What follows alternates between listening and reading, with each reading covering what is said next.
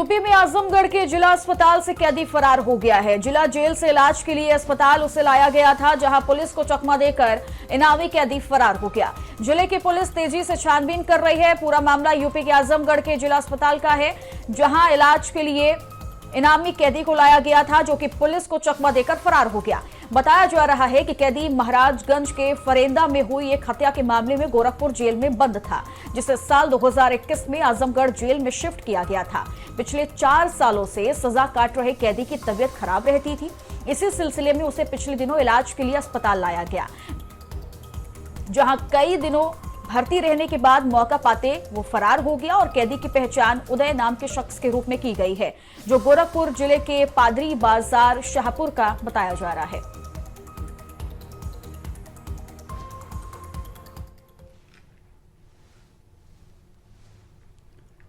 कम से कम 5 से 6 टीआई के ऑफिस तैयार हो जाएंगे। बाकियों में 1-2 महीने का समय और लग सकता है, बट हम लोग प्रयासरत हैं कि जितनी जल्दी वो ऑफिस तैयार हो जाए, उनको तैयार करा करके वहाँ की व्यवस्था सुचारू रूप से तैयार करेंगे। सर, डग्गा मार बसों पर कार्रवाई तो होती है, लेकिन ये जो बूथ बना है, इससे कितनी सहायता मिलेगी यातायात विभाग को? क्योंकि डग्गा मार बसें हमेशा चिन्हित की जाती है, लेकिन ज्यादा कार्रवाई नहीं होती, और वो भी कर पे भी ये लगा लीजिए टैक्स का भी चोरी उसमें सीधे तौर पर होती है। डग्गा मार बसों के बारे में भी कार्रवाई की जाएगी। जब हमारे टीआई यहाँ बैठेंगे तो यहाँ की सारी स्थिति से वाकिफ होंगे। जो भी यहाँ की शिकायतें मिलेंगी, लोगों को भी एक एड्रेस मालूम होगा कि अपनी शिकायतें लेकर के कहाँ जाना है। डग्गा मार बसों की शिकायत हो या ऑटो रिक्शा की शिकायत हो, इन सारी शिकायतों का समाधान यहाँ से कराएगा। दिल्ली के पास गाजियाबाद के साहिबाबाद इलाके के मोहन नगर तिराहे पर यातायात विभाग का बूथ बनाया गया है। इस मौके पर गाजियाबाद के कमिश्नर रविंद्र गौड़ ने पहुंचकर इस बूथ का उद्घाटन किया। मीडिया से बात करते हुए एडीसीपी आलोक कुमार ने ये बताया कि इस बूथ पर बैठे पुलिसकर्मी यातायात का उल्लंघन करने वालों पर नकेल कसने का काम करेंगे। उन्होंने मीडिया से बातचीत करते हुए ये बताया कि गाजियाबाद से डग्गा मार बसों का संचालन लगातार फल फूल रहा है। ऐसी डग्गा मार बसों पर भी कार्रवाई की जाएगी और यहां से उन पर नकेल कसने का काम किया जाएगा।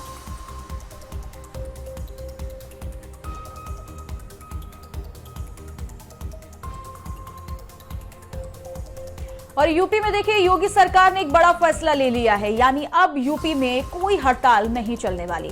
6 महीनों तक के लिए योगी सरकार ने हड़ताल पर रोक लगा दी है, यानी अगले 6 महीने के लिए यूपी में एस्मा लागू कर दिया गया है, जिसके बाद अब 6 महीनों तक यूपी में कोई हड़ताल नहीं हो पाएगी। तो बड़ी खबर आपको बता रहे हैं, जहां 6 महीनों तक योगी सरकार ने हड़ताल पर रोक लगाते हुए अगले 6 महीने के लिए यूपी में एस्मा लागू कर दिया है। और ये निश्चित तौर पर योगी सरकार का एक बड़ा फैसला माना जा रहा है, जो कि अगले 6 महीने अब उत्तर प्रदेश में कोई हड़ताल देखने को नहीं मिलेगी। अगर इसका उल्लंघन किसी ने किया तो इस पर भी कड़ी कार्रवाई योगी सरकार की ओर से की जाएगी। प्रशासन की ओर से एक बड़ा कदम उठाया जा सकता है, क्योंकि अब यूपी में अगले 6 महीने के लिए एस्मा लागू कर दिया है, जिस लिहाज से अगले 6 महीने के लिए कोई भी हड़ताल यूपी में नहीं होने वाली।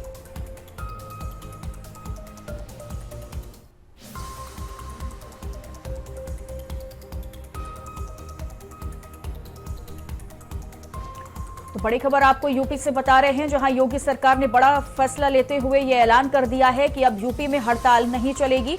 चूंकि अगले 6 महीने के लिए योगी सरकार ने हड़ताल पर रोक लगाते हुए ये कहा है कि अभी यूपी में एस्मा लागू कर दिया गया है, जिस लिहाज से अगले 6 महीने के लिए एस्मा लागू भी रहेगा और अगर कोई भी इसका उल्लंघन करता है तो उस पर कड़ी कार्रवाई की जाएगी। एक और बड़ी जानकारी आपको बता दें, जहां श्री कृष्ण जन्मभूमि शाही ईदगाह विवाद का ये पूरा मामला सामने आया है। इलाहाबाद हाईकोर्ट में मामले की सुनवाई को टाल दिया गया।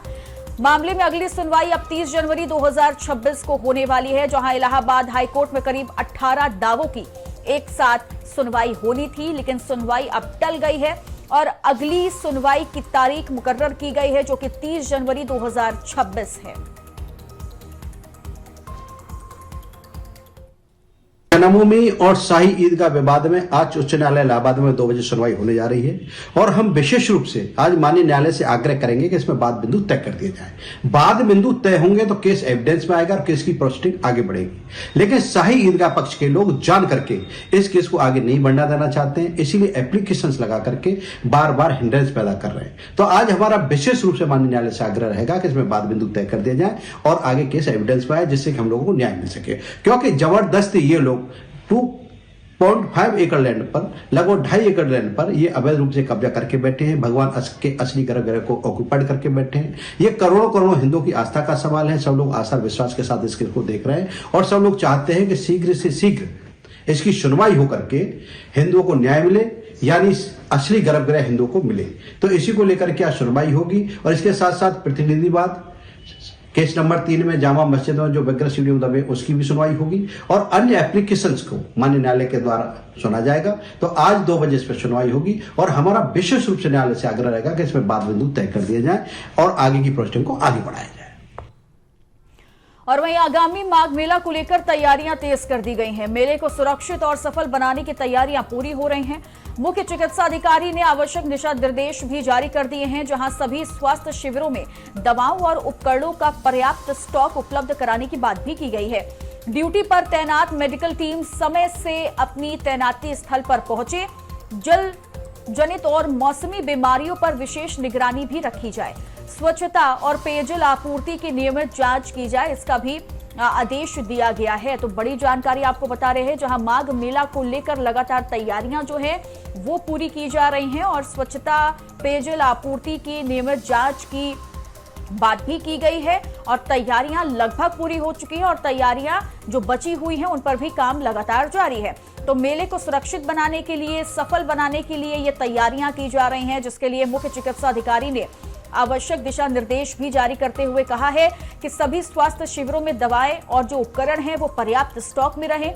ड्यूटी पर मेडिकल टीम जो तैनात है वो समय से पहले अपनी तैनाती स्थल पर पहुंचे।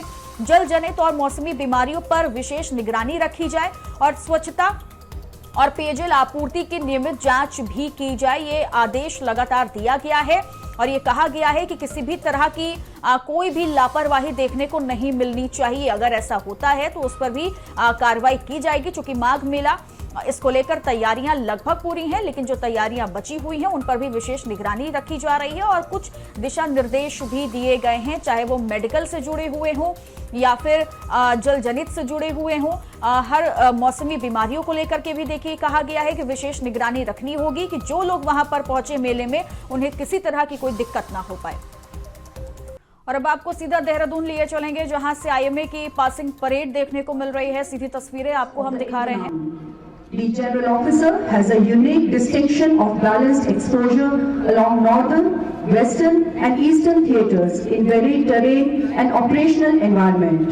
He commanded the prestigious Northern Army from 2022 to 24, during which he provides strategic guidance and operational oversight for sustained operations along both northern and western borders, while conducting dynamic counter-terrorism operations in Jammu and Kashmir. He synergized with people of Jammu, Kashmir and Ladakh for convergent nation-building outcomes and infrastructural developments.